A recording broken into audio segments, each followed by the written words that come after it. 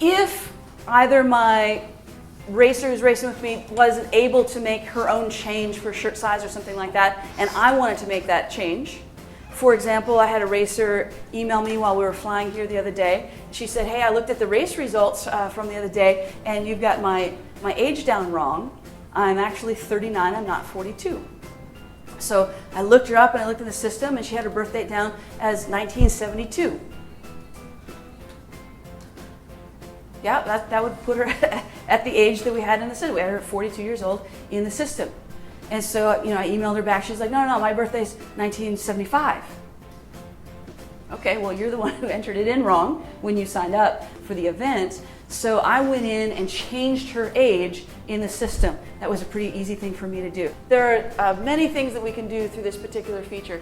So at the bottom of this page, so I could edit the participant info, which I just did with change your birthday or something like that. Let's go ahead and do switch events.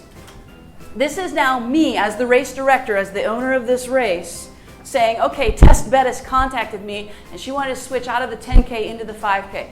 I'm going to simply click on the 5K button. And then this is very important to me, and maybe to some of you as well, to copy the bib number to the new event. Everybody runs their races differently.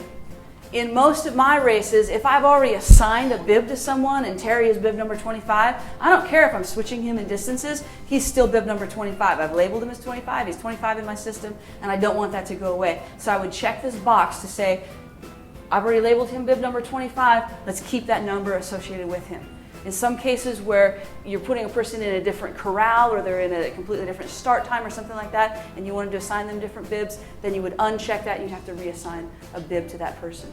So I just switched that person to the event, and then I might send her a confirmation email again so that she knows I actually did the thing that I said I was going to do and changed over to that new event distance. As you can see, there's so many features in here.